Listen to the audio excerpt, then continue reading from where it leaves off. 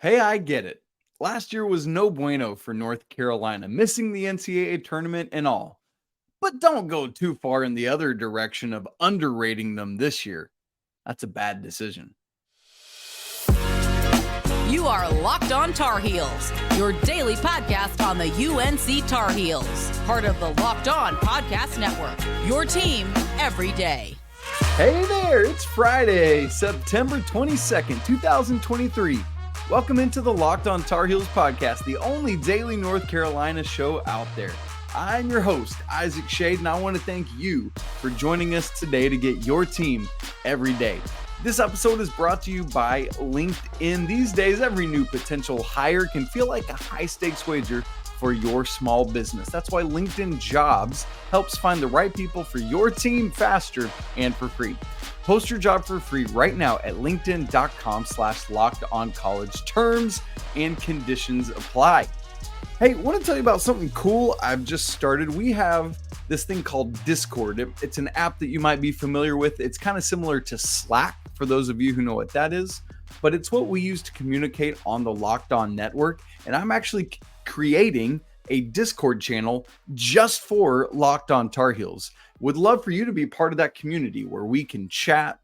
You can chat with other Tar Heels fans. We can talk basketball, football, recruiting, anything you want to talk about, just random stuff. I'm going to be in there. Would love for you to be part of that too. So if you're interested in that, let me know. Shoot a DM, an email, whatever it is, and I will make sure you get the link for that. I'll even put it in the show notes after the show is over. Second piece of news, real quick, before we get into talking more about today's show. Finally, the ACC basketball schedule is going to come out next Tuesday night. We knew that, but we also now have more specifics about what that's going to look like. Next Tuesday evening on ACC Network, the women's ACC schedule will be revealed at 7 o'clock with Kelsey Riggs and Ivory Latta and a couple other ladies. And then the men's schedule at 8. Same thing, Kelsey Riggs, but also our guy Joel Berry too, and Carlos Boozer. So you want to make sure to tune in for those things and get both of those schedules finally coming out. All right, coming up on the show today, though, we are going to obviously be previewing the Pitt game. Want to give you a little whip around, look ahead at what's going on else in North Carolina athletics this weekend. But first, I want to get to the Almanac. You might or might not be familiar with the Almanac because it's only the second ever year of it, but the Almanac is put out by the Field of 68, Three-Man Weave, and a couple other groups that cover college basketball. And it's intended to be this one-stop shopping for everything you need to know to get ready for the season. They cover all 362 teams that are in Division I this year, go team by team, conference by conference, but also have All-American teams and preseason top 25 and all sorts of stuff like that. It's actually a really great book that I have found very helpful. You can download, I believe it's just thealmanac.com. And last year it was a PDF you could download. This year it's like an actual website that you can go to and click around on links. And so I'm just warning you right now, the Carolina preview is written by Jeff Goodman. And I know some Tar Heel folks out there aren't massive fans of brother Jeff Goodman. So just need to know that. But right out of the gate, what I want to do is look at a couple of the things from the Almanac about the Tar Heels. And the first one is this.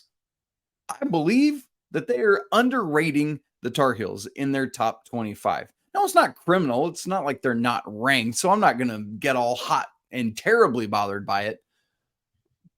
But I do think that the Tar Heels are too low in the top 25 from the Almanac. They have Carolina at 24th. And I get it. I hear it. I understand why they would put them there. And then it's obviously a voting of the people that contribute to the Almanac. But hear me say this, friends. That's going to ultimately prove to be too low for the Tar Heels. And I think it's a little bit in the same way that last year, Carolina being ranked preseason number 1 was an overhyped response to Carolina making the national championship game and bringing back just about everybody other than Brady, right? At least from the starting lineup. And in the same way, I think this is an overreaction to how Carolina performed last year. I don't think they're going to prove to be the 24th best team in the nation. I think they will prove to be better than that. Right now, I'm not saying Carolina is a top 10 team. Right now, they could prove to be. I think a more fair seeding of them right now would be somewhere in the teens, probably. I think is appropriate. So again, it's not egregious. It's not something worth getting all twisted into shape about, but I do think that it's too low. By the way, the top 10, and this is going to be painful to hear right after I've said Carolina's 24th, is that they have Duke number 1, Kansas 2, Purdue 3, Michigan State 4, Houston 5, Creighton 6, Marquette 7, UConn 8, Tennessee 9, and Florida Atlantic 10. Really, my only quibble with that is I have Kansas 1, Purdue 2, and then Duke 3rd. I just think that what Kansas has, even with Arterio Morris now suspended, and then what Purdue has coming back, even after their loss to FDU last year in the first round of the tournament, is too great. And I do think that Duke's going to be a really good team this year. Hear me say that. But I think that Kansas and Purdue, at least right now, are above that. But having Purdue and Michigan State, both those Big Ten schools in the top 5, I think makes a ton of sense. You got 3 straight Big East teams there: Creighton, Marquette, UConn 6, 7, 8. Still weird to see Houston at 5 and think, oh, that's a Big 12 school now. Don't forget that. They're not AAC anymore. And Tennessee 9, that makes a lot of sense. Carolina plays the Vols this year. And then Florida Atlantic. Now, you might see that and think that's an overreaction to them just having a good postseason last year. Not true. This team won 31 regular season games last year. The overreaction would be having them first or something like that. But I think the 10th for FAU, who brought back essentially everybody from that, is actually about right. And yeah, that's where I'm at on it. Okay. Another thing that the Almanac has in their compendium this year is bracketology. And really, we don't need to hit on that because basically what they did is just took it like those top 4 teams. What was it? Duke, Kansas, Purdue, and Michigan State. Those are your 1 seed. So Carolina, then through that bracketing process, is a 6 seed, which same thing. I mean, it makes sense that they have them 6 because they have them 24th. And, teams 21, 2, 3, and 4 would be your 6 seeds. But ultimately, again, I think Carolina is going to prove to be better than a 6 seed. All-Americans, let's go there next. That's another thing that the Almanac has in here in their early stuff. They did a 3 All-American teams, 5 on each. Thank you for doing that, Almanac, and not having like 32 people on your first team like some conferences do. And so of that, the only Tar Heel of those 15 is Armando Bacot, who's on the second team All-American. And I think given what Armando did last year, given expectation, and given the other people on the list ahead of him, I understand it. I don't necessarily agree with it because here's the first team. Zach Edey. No argument there. Homie was the player of the year last year. No reason to think anything different this year. Kyle Filipowski from Duke. I see that. I hear that. I think he's going to be a phenomenal player. The only reason I might not have him there is because Duke's got several really good guys around him that could steal some of those votes, but I think that's fair. Ryan Kalkbrenner from Creighton, who, I don't disagree with their phenomenal defender, great offensive player, should be one of the best bigs, clearly in the nation. And then Tyler Kolek from Marquette. Makes sense to me. Marquette was the regular season and conference tournament champion. He was the player of the year last year, and he's coming back. The one person I would switch is the 5th player on this team is on this first team All-American is Hunter Dickinson. And here's why I would switch that. I feel like Armando has outplayed him every time. I think it's twice Carolina's played Michigan while both guys have been in school, and Armando's won that battle both times. And so if you're just taking it head to head, I'd have Bacot above Dickinson. Here's why I think they did this. Who does Dickinson play for now? Kansas. Where's Kansas projected? At least on the Almanac's rankings, 2. I have Kansas 1. And so I think that's why Hunter Dickinson is where he is ahead of Mondo. And then, with that, there are, like, the Almanac goes on to do their top 100 players, even beyond just those 15 players on the first 3 All-American teams. And so there are 3 total Tar Heels on their top 100 players. Mondo comes in at 7th. Again, that lines up with him being on the second team. RJ at 27. I think that's a little bit low, but again, not terribly so. I'd probably have him in the 15 to 20 range, maybe, or 16 to 20 range, maybe even on that third team. So that would be 11 to 15. And then they have Elliot Cadeau at 93. I think that's probably fair, especially just the uncertainty a lot of people have nationally about where Elliot will be as he comes in. So next week, I actually want to dive back into more about the Almanac because they have a capsule for each team. So I want to talk about their capsule for UNC, which again is written by Jeff Goodman. So get ready for that. And then they also have an ACC review. So I want to look at that as well. But we'll get to that probably on Tuesday's show. Monday, obviously, want to recap the football game against Pitt. And then Tuesday, we'll look more at this Almanac because it's really insightful and informational stuff. Speaking of the Pitt football game, it's time to go beat the Panthers. First ACC game of the year, first true road game of the year. It's time to prove to America that Carolina knows how to handle success. We're going to talk about what that looks like in just 1 second. But first, this episode of Locked On Tar Heels is brought to you by LinkedIn. Listen, these days, every new potential hire, it can feel like a high-stakes wager for your small business. You want to be 100% certain that you have access to the best qualified candidates available. That's why you got to check out LinkedIn Jobs, which helps you find the right people for your team faster and for free. It's super easy to create a free job post on LinkedIn, and then you just add your job in the purple hashtag hiring frame to your profile to spread the word that you're hiring. After that, simple tools like screening questions help make it easy to focus on candidates with just the right skills and experience so that you can easily prioritize who you'd like to interview and then ultimately go ahead and hire. Because honestly, getting the right person for your team has a positive and measurable impact on your whole business. That's why small businesses rate LinkedIn Jobs #1 in delivering quality hires versus the leading competitors. LinkedIn Jobs helps you find the qualified candidates you want to talk to faster. Post your job for free right now at linkedin.com/lockedonjobs. Again, that's linkedin.com/lockedoncollege to post your job for free. Terms and conditions apply. Hey, coming up today, hopefully you're listening to this earlier in the day on Friday because 11 a.m. to 1 p.m. Eastern, Locked On College Football Kickoff Live coming at you on every Locked On College YouTube page, including ours. So tune in right here to the Locked On Tar Heels YouTube page, 11 a.m. to 1 p.m. Eastern today for Locked On College Football Kickoff Live to get ready for all of this weekend's action, including North Carolina heading up to Pittsburgh. Let me get you set and prepped and ready for this game. And then coming up in the next segment, we'll have the what to watch for, my predictions, all of that stuff. So here's the series. North Carolina, Pittsburgh, 16 all-time meetings. Carolina leads it 11-5. You love to see that. Here's what's interesting. At home, the team at Keenan, the teams have played 7 times. Carolina has literally never lost to Pitt at home, 7-0. But on the road, it's dead even, 4-4 on the road at Pitt, and Carolina's 1-0 in neutral site games, So it's time to get another one on the road and get that road record up to over 500.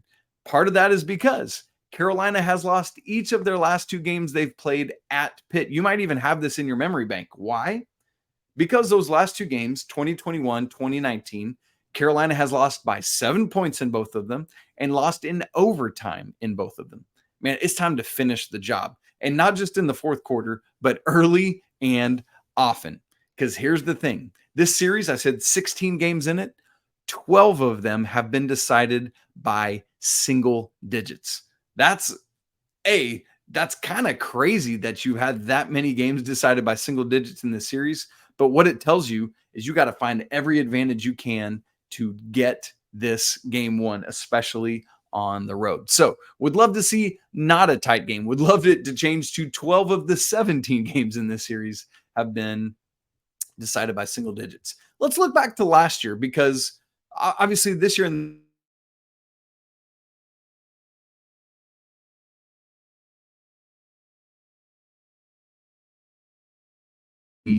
championship game. Forgive me if things are cutting out there. There's a storm going on at my house, and hopefully things are still continuing to go okay on our stream here. So last year, Carolina won at home 42-24 against Pitt, 1 point shy of the biggest margin of victory in the series. Carolina won by 19 back in 98. That was an 18-point victory last year. Here's the thing, though. Don't just look at that final score and think, oh, Carolina obliterated the Panthers last year. Not true. In fact, Pitt led that game for the vast majority of the first 3 quarters. And so, in fact, they never trailed in the first 3 quarters. There was a time when Carolina tied it up. I believe it was 7-all. But other than that, Pitt led the first 45 minutes or so of this game. In fact, they were up as big as 24-14 in the 3rd quarter and entered the 4th quarter with a lead. But from there, when it was 24-14, Carolina reeled off 28 straight points in the final 21 minutes of this game. So, again, they put it all together and dominated the 4th quarter for the win, but it wasn't smooth sailing the whole time. That's what we're looking for, is get what happened in that 4th quarter, do that in the first half. I feel like a broken record. I'm saying this every week about the Tar Heels. Get out to that big lead, hold it, and then build it. Keep it going. Thankfully for Carolina, there's no Israel Abanikanda, Pitt's phenomenal running back this year, that they have to contend with. Records this year, you know what Carolina's doing. They're 3-0, but they are facing their first true road test. They are facing their first ACC tilt. In fact, this is their 2nd straight year going 3-0 to start this season, and 3rd time in the last 4 years. They also did it Sam Howell's sophomore year. But here's the problem. Each of the last 4 times Carolina has started 3-0, so those 2 seasons, 2020 and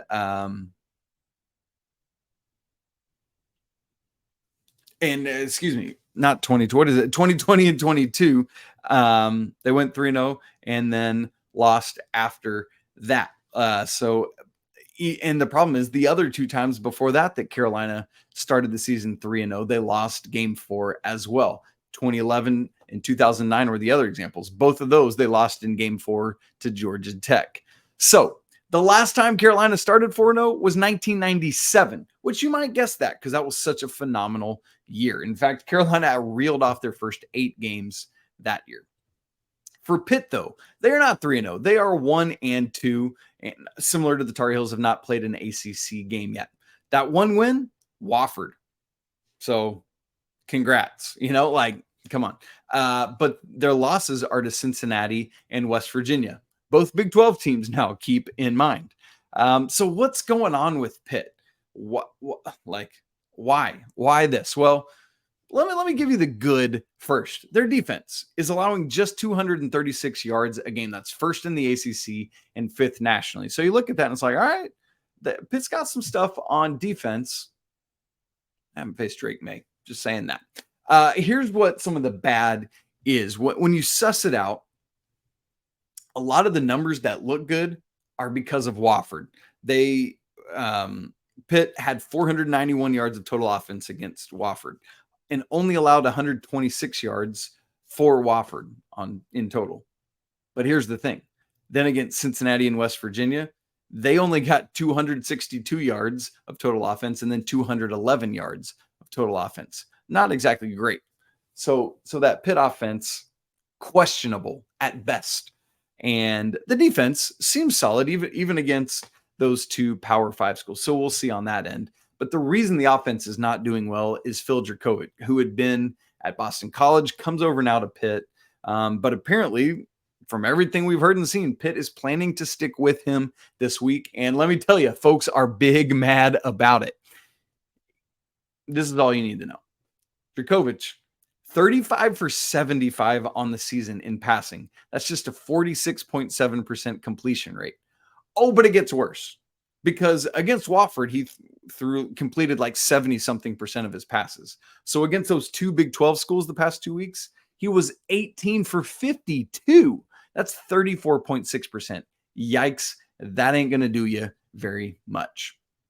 So the names you need to know, Dracovic, if things don't go well for him, Second on the depth chart for quarterbacks is Christian Villieu. And so we'll see what happens there, right? You just need to know. 3 running backs that have essentially done the same thing. This year, Rodney Hammond Jr. is at the top of the depth chart. But then you've also got Daniel Carter and Sibo Flemister. I'm not really sure how to pronounce his last name, but what a name. C''B''O. Sibo Flemister. Love it. All 3 of those running backs have between 21 and 25 carries. All 3 of those running backs have between 95 and 103 rushing yards. So they're essentially interchangeable and essentially coming in and out. So we'll see what happens with that. As far as receiving, well, you just heard what I said about Dracovich's numbers. So you got to imagine the receivers haven't done much, and that's absolutely correct. Here's everything I need to tell you. No receiver has more than 8 receptions. None of them have double-digit receptions. And for some contrast and context, 3 Tar Heels have double-digit receptions. 4 Tar Heels have over 100 yards receiving on the season. And 7 Tar Heels have more than 40 total yards receiving. Why do I say that? Because outside of Pitt's top 4 receivers, nobody has more than 40. So Carolina's offense, doing what they need to do. Pitt's offense, not so much. I want you to be aware of that. Well, all of that to set it up. And here's what we got to get to as always. When we're setting up these games, my W2, W4, what to watch for, 4 keys to the game as I see it. Plus, I want to give you my game predictions and a little runaround to look ahead at what's coming for Carolina athletics around campus this weekend. But before we get there, I need to tell you that this episode of Locked On Tar Heels is brought to you by FanDuel. Snap into action this NFL season with FanDuel, America's #1 sportsbook. Right now, new customers get $200 in bonus bets guaranteed when you place a $5 bet. That's $200 in bonus bets, win or lose. Maybe you've been thinking about joining FanDuel. Well, there's no better time to get in on the action than right now. The app is super easy to use. You can bet on all sorts of stuff. Spreads, player props, over-under, and more. So visit FanDuel.com/lockedon and kick off the NFL season. FanDuel, official partner of the NFL. Okay, here we go. What to watch for? W2, W4, because I'm going to give you 4 things to look out for. Number 1, how does Carolina handle success? Coach Mac Brown has talked about this a lot since he's been back at Chapel Hill for round 2. Because Carolina will have these stretches where it's like, yep, oh. And he just continues to say, what are we going to do with the success? And so what I'm looking at is that question. How does Carolina handle the success of starting the year 3-0, of only allowing one of their opponents to score more than 20 points, of having an offense that is succeeding in multiple different ways? What do they continue to do those things? How do they handle their first true road test? How do they handle their first ACC game? How do they handle knowing, hey, this program has not gotten to 4-0 to start a season since 1997? That's almost, just a little bit shy of 3 decades for Carolina. So that's the first thing I'm watching. How does Carolina handle the success they've had, given the stakes, being on the road? I know Pitt doesn't look great on paper, but boy, it's different once you get into conference play, and you got to go make it happen, especially at a place where you've lost the last 2 times you've played there. What to watch for? Number 2. This is the classic something's got to give moment, and that's the North Carolina offense against the Pittsburgh defense. You heard me say it, but the Pitt defense, their yards per game average is 236. They haven't given up 400 yards of offense in a game this season. 126, 211, and 371. That's how many total yards they've given up each of their 3 games. So for Carolina, I want to see them force that average way up by doing what they do. Because remember, 236 allowed for Pitt. Carolina's offense is averaging 494.3 yards of total offense a game. Just 6 yards shy of averaging 500 yards of total offense a game. That's wild. In fact, Carolina has no fewer than 437 yards of total offense in their first 3 games. 437, 519, 527. So I fully expect when we look at this, Carolina O versus the Pittsburgh D, Carolina's legitimate balanced offensive attack should allow Carolina to be the unit that wins this battle between the two. Now, you still got to win the war, but I think Carolina wins this battle as they continue to attack by land and through the air. Just need to find a way to win by sea as well. Because if you're Pitt, you got to deal with Nate McCollum now. How does Carolina follow up? Pitt, sure, go attack him, but now you're freeing up Kobe Paysor, J.J. Jones, the three-headed monster that is the tight end group. They're going to have plenty of opportunities for big plays if Pitt's trying to bottle up Nate McCollum. Oh, and then you got this guy, if you're going to focus all that attention on the receivers, Omarion Hampton, who is first in the ACC in total touchdowns, total points scored, scoring, and rushing touchdowns. In fact, he's second nationally in total touchdowns, total points scored, rushing touchdowns, and third nationally in scoring. Second in the ACC in rush yards per game and total rushing yards. So yeah, focus on the receivers, and then you got Omarion Hampton to deal with. Or focus on the receivers and Omarion and British Brooks. And then, oh, by the way, there's this dude, his name's Drake May. Enough said. Carolina beats out the Pittsburgh defense. Number 3 on what to watch for. Winning third down. Carolina has been doing great. Somebody said recently on Twitter, forgive me, I can't remember who it was, but like basically, I think Drake May tries to get to third down just because he loves it so much. And I'm all in on that. Carolina's offense is first in the ACC and second in the nation in third down conversion percentage. So far this season, they have converted 28 of their 43 third down attempts for 65%. That's pretty stinking good. A lot of that is because they have these bruisers that can pick up yardage on first and second down, or, get chunk plays on first and second down through the air. But then when you get to third down, Drake can hand off if it's short yardage. Drake can call his own number when necessary. And also he can find this multitude of receivers wherever he needs to. It makes sense why Carolina is so good on third down. And then the fourth thing I'm watching on the what to watch for is the Carolina defense. Which one shows up? This is the second week in a row of facing a less than awesome offense. I'll just be a little bit kind in saying it that way. Again, yes, 491 yards of total offense for Pitt against Wofford, but under 300 yards of total offense against Cincinnati and West Virginia. And so it doesn't look good when you break it down that way.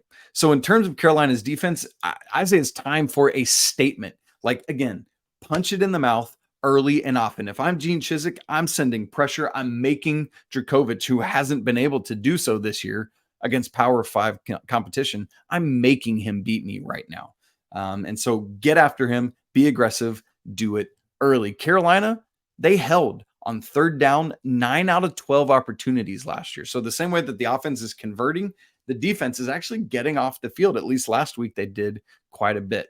You've seen Armani Chapman now rise to the top of the depth chart at one of the cornerback positions. And so, they're still tweaking there in the secondary, but we'll see as things really try to start settling down. Something I'm watching with the defensive front, as well as, remember, Kamen Rucker got banged up a little bit last week. So I'm curious to see how he responds on Saturday. I want to give you this too. Typically after a game, in the recap, I give you my shady stat of the game. I thought, it'd be interesting to give you a shady stat to watch. Why so? Because I always love to have what's some kind of, in addition to just a win, what's something else that I can cheer for in this game that's just a fun stat tidbit.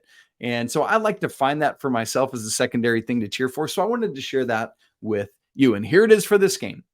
Drake May has thrown 20 plus completions in each of the first 3 games, becoming the only Carolina quarterback ever to start a season with 20 plus completions in each of the first 3 games. Pretty wild, huh? So obviously that means he would also be the fourth to do it in the first 4 games, the first to do it in the first 4 games of the season. So I'm watching that. Can Drake May get 20 more completions in this one? Watch along with me. As for predictions for the game, our friends at FanDuel, they have set the line at Carolina favored by 7.5, and they've set the over-under at 50.5. Here's the thing for me. Get a lead, sustain a lead, build an even bigger lead. Again, I feel like a broken record, but until it happens early, I want Carolina to build this lead early and then just like gut punch. Do not let Pitt back in. Send them to the locker room at halftime. Just done. Don't rely on another close game. Figure out how to put a team away. Even in last week's comfortable win, it wasn't always comfortable along the way. The final score, yeah, it was.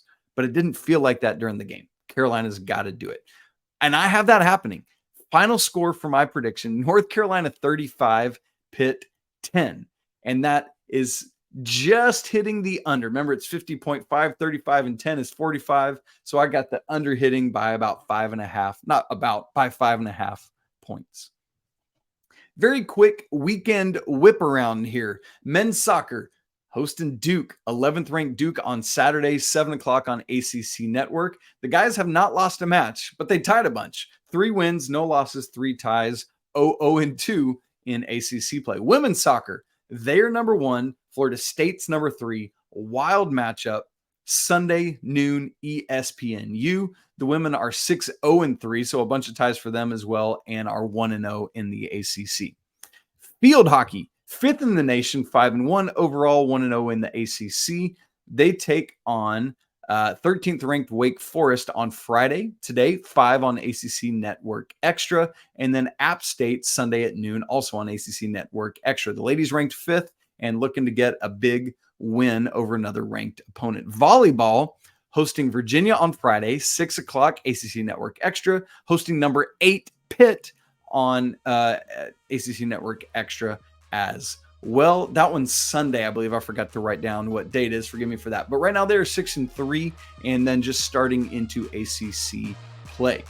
Cross country has the UVA Invitational on Saturday.